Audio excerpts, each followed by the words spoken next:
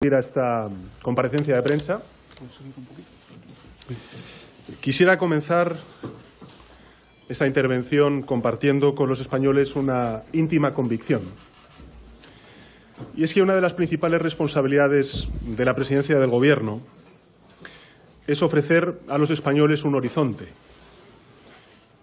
un futuro que conquistar, un modelo de sociedad que construir. Y hacerlo explicando las razones, los argumentos, los porqués del horizonte propuesto, de las decisiones que se toman desde el Ejecutivo. Y esto es lo que pretendo hacer en esta declaración. Hace casi 9 meses se abrió paso la primera moción de censura en la historia democrática en nuestro país. Los porqués que llevaron a hacerla prosperar los conocen todos los españoles y todas las españolas. El partido que entonces sustentaba al Gobierno fue condenado por financiación irregular y por enriquecimiento ilícito. Aún hoy se siguen investigando y se siguen juzgando ante los tribunales las diversas ramificaciones de esa red de corrupción. Hace casi 9 meses, España sufría un Gobierno que estaba más pendiente de defenderse ante los tribunales que de defender el interés general de los españoles. Un Gobierno acosado por la corrupción y sumido en una parálisis legislativa. Un Gobierno que no atendía a las urgencias sociales que sufría buena parte y sufren buena parte de la ciudadanía de nuestro país. La no asunción de responsabilidades políticas por el partido entonces en el Gobierno y también de su principal apoyo parlamentario llevó a que la mayoría del Congreso de los Diputados apoyara el cambio de Gobierno con una moción de censura. Y lo hizo legítimamente. Lo hizo al amparo del artículo 113 de la Constitución española, artículo que dota, y quiero además volver a subrayarlo, de legitimidad democrática y constitucional la conformación de un Gobierno salido de la moción de censura. Elegido por la mayoría de los escaños del Congreso de los Diputados, que son elegidos a su vez por su voto por parte de los ciudadanos y ciudadanas en una democracia que, no olvidemos, es una democracia parlamentaria. Conviene recordarlo. Nunca olvidarlo. Como conviene también recordar que este artículo constitucional exige que la naturaleza de la moción de censura sea constructiva. Y me parece importante quedarme y subrayar, aunque sea por unos segundos, esta característica. Tiene que ser constructiva, porque con ello se permite dotar de estabilidad, de certidumbre, de confianza a nuestro sistema político. No se vota echar a nadie. Lo que se vota es la conformación de un nuevo Gobierno, con su programa de Gobierno, y eso es lo que se produjo en junio del año pasado. Esto es lo que hicimos, respetar la letra y el espíritu de la Constitución española, constituir otro Gobierno y ofrecer otra alternativa, otro horizonte necesario, por otra parte, a nuestro país. Nombramos un Gobierno de personas capaces, de personas que son referentes sociales y referentes también internacionales en sus ámbitos de responsabilidad. Un Gobierno, en definitiva, abierto. Un Gobierno no partidista. Un Gobierno dispuesto a consensuar con el diferente. Necesario en nuestro país el consenso, el acuerdo y no la crispación. Un Gobierno con una clara vocación europeísta, de convicciones progresistas. Un Gobierno de izquierdas, con compromiso social y con el mayor número de mujeres de todos los países de la OCDE sentados en su Consejo de Ministros. A todos ellos y a todas ellas les doy las gracias por su compromiso y por su trabajo tan intenso durante estos meses. Un Gobierno que tenía una firme convicción: gobernar para la mayoría, unir a los españoles y no enfrentarlos.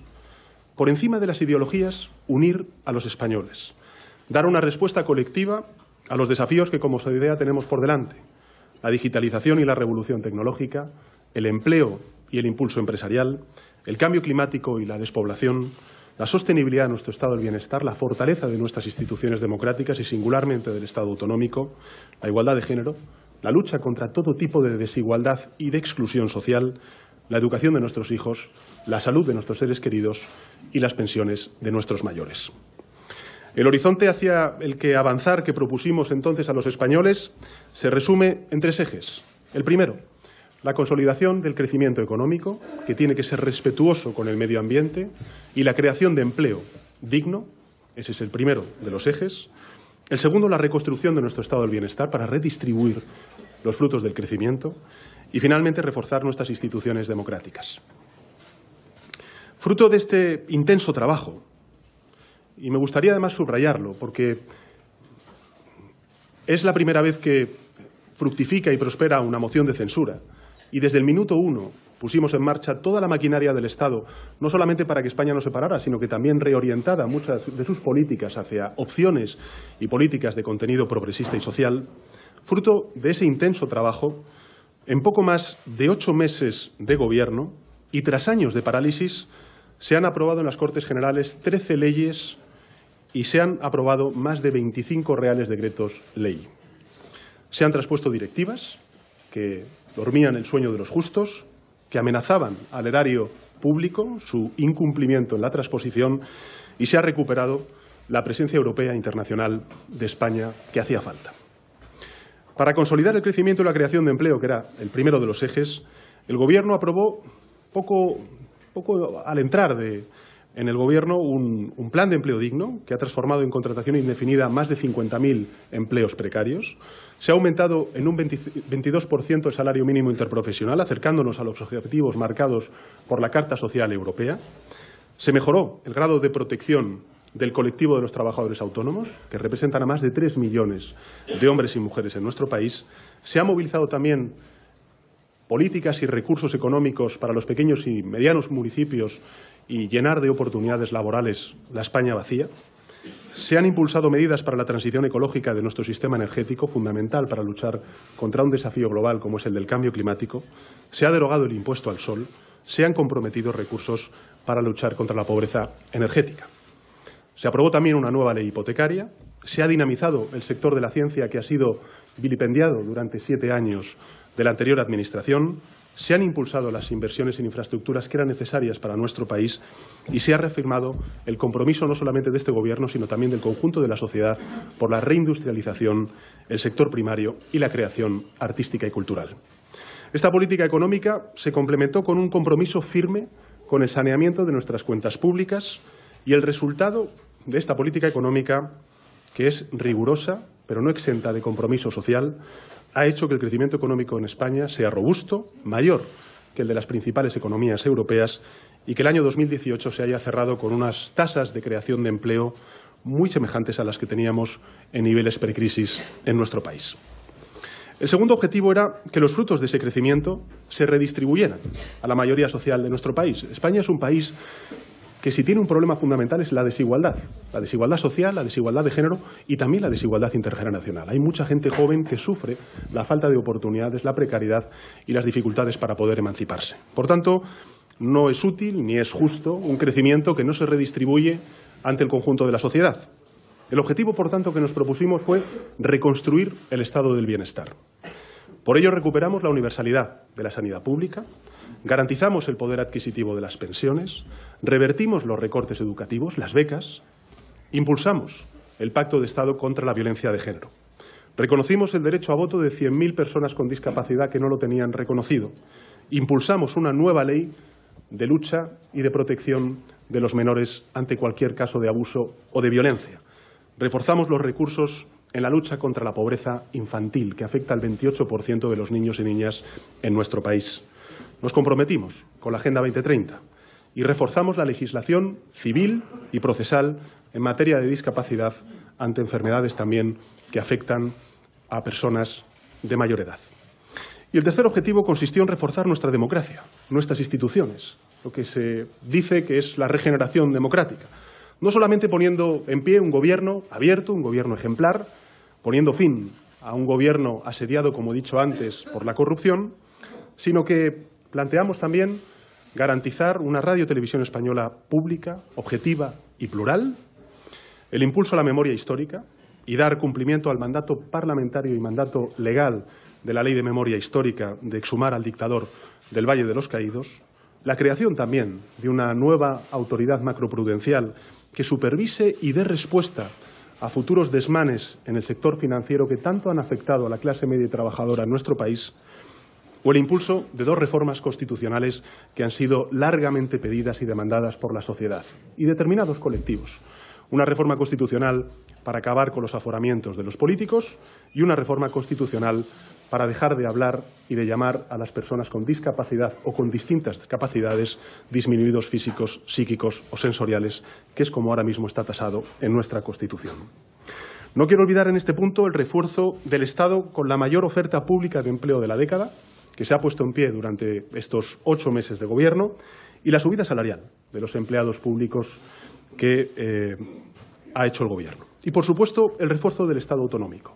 El esfuerzo del Estado autonómico impulsando las conferencias sectoriales, impulsando las conferencias bilaterales entre el Gobierno y los distintos gobiernos autonómicos, recogidas en los estatutos y que, desgraciadamente, durante estos últimos 7 años habían sido abandonadas por el anterior Gobierno. La voluntad del Gobierno ha sido siempre la misma, la que ha caracterizado al Partido Socialista y a mi persona cuando he estado como líder de la oposición y hoy como presidente del Gobierno. Nosotros, dentro de la Constitución y la legalidad, estamos dispuestos a hablar, a dialogar y a encontrar una solución. Dentro de la Constitución todo, fuera de la Constitución nada. Eso lo han sabido todos y cada uno de los gobiernos autonómicos y lo sabe también la oposición. La única diferencia entre lo que ha ocurrido hoy y lo que ocurrió hace 8 meses antes de la moción de censura es que antes el Gobierno del Partido Popular contó con la lealtad institucional y el apoyo inequívoco del Partido Socialista Obrero Español y de mi persona. En cambio, hoy, por desgracia, en estos 8 meses de Gobierno no hemos contado con la lealtad, no al Gobierno, sino al Estado, de la oposición conservadora. Por tanto, consolidación del crecimiento y la creación de empleo, reconstrucción del estado del bienestar, porque es importante crecer, pero sobre todo es importante redistribuir el crecimiento y mejorar la calidad democrática en nuestro país con las instituciones y en particular con el Estado. Y todo ello, insisto, se ha materializado en más de una veintena de reales decretos leyes y 13 leyes que a mí me parece que han hecho mejorar a España sin duda alguna, que han situado a nuestro país en mayores cotas de crecimiento, de justicia social y de ejemplaridad. Y todo ello, insisto, en poco más de 8 meses. Pero junto a lo logrado, que ha sido mucho, y creo que ha sido importante para este país, junto a lo logrado debo recordar lo bloqueado, lo paralizado. Lo bloqueado y lo paralizado no por una falta de mayoría parlamentaria que existía, sino por una oposición que ha utilizado las instituciones con intereses partidarios, por una oposición que no ha atendido a razones, que está alejada de los parámetros del sentido común y de la moderación que se exige si uno quiere liderar la oposición, que no ha antepuesto en definitiva el interés general. Habrá antepuesto otros intereses, pero desde luego no el interés general, que ha bloqueado leyes importantes, muy importantes, en su tramitación en el Congreso de los Diputados. Muy importantes para el bienestar y la prosperidad de la ciudadanía, con independencia de a quién voten en los procesos electorales. Se ha bloqueado, por ejemplo, la tramitación de la ley de eutanasia. Se ha bloqueado también la derogación de la ley Mordaza. Se ha bloqueado también la derogación de la reforma laboral. Se ha bloqueado también la modificación del voto rogado para permitir la participación de los españoles que viven en el extranjero. Se ha bloqueado también leyes importantes como la igualdad laboral o la lucha contra la brecha salarial. Se ha bloqueado también la tramitación de la ley sobre bebés robados, las prácticas académicas universitarias externas, la pobreza energética, la protección a los desempleados, la sostenibilidad de nuestro sistema de pensiones para garantizar que no hay merma de poder adquisitivo de nuestros jubilados y jubiladas. Todo esto se ha bloqueado, se ha paralizado, no porque no hubiera una mayoría parlamentaria para poder sacarlo adelante, sino por el filibusterismo parlamentario del Partido Popular y de Ciudadanos que contaban con una mayoría en la mesa del Congreso. Y finalmente, el bloqueo a la tramitación de unos presupuestos sociales. Y quiero subrayarlo, unos presupuestos sociales después de 7 años de injusticia social, de austeridad, de recortes del estado del bienestar y como resultado de desigualdad y de falta de oportunidades para colectivos hoy más vulnerables como consecuencia de estos intereses partidarios. Unos presupuestos sociales que hubieran revitalizado Por citar algunos ejemplos, nuestro Sistema Nacional de Dependencia, que ha sido abandonado durante 7 años de gobierno del Partido Popular, la protección por desempleo a los parados de larga duración de más de 52 años, las políticas de vivienda y, sobre todo, las políticas de alquiler para que los jóvenes se pudieran emancipar mucho antes, a edad temprana, la educación, con un impulso a las becas, la formación profesional, el empleo juvenil, el impulso a la ciencia y el retorno del talento que se ha salido como consecuencia de los recortes durante estos últimos años de crisis, la transición justa de nuestra economía, apoyando a aquellas comarcas que van a estar afectadas como consecuencia de ese desafío enorme que representa el cambio climático y el cambio en consecuencia de nuestro sector energético, unos presupuestos que hubieran reducido también la carga fiscal para las pequeñas y medianas empresas, en definitiva unos presupuestos buenos para los españoles y buenos para todos y cada uno de los territorios de nuestro país.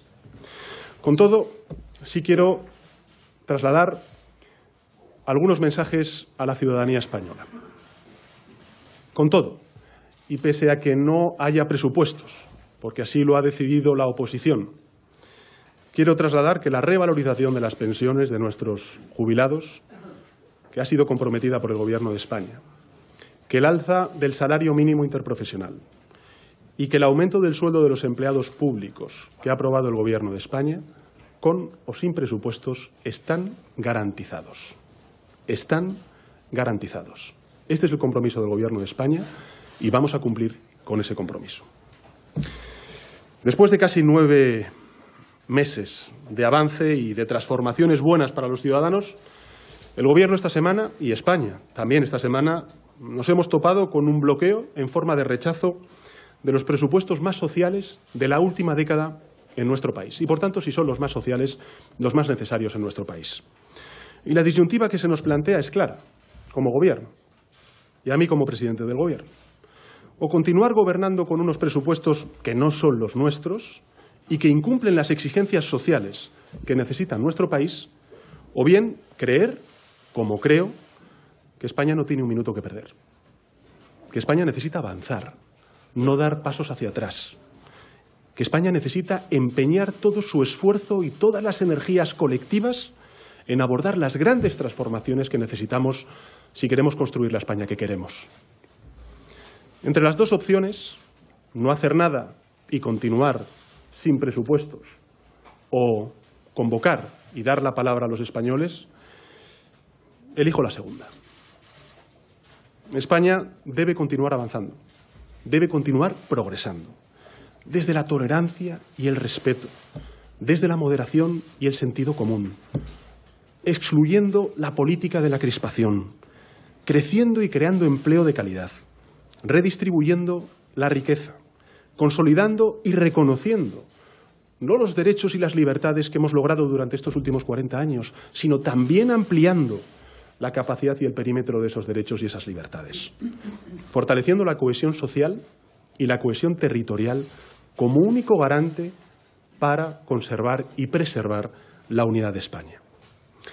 Por este motivo, les anuncio que, en ejercicio de las facultades que ostento como presidente del Gobierno de España y previa deliberación del Consejo de Ministros, he propuesto la disolución de las cámaras y la convocatoria de elecciones generales para el día 28 de abril.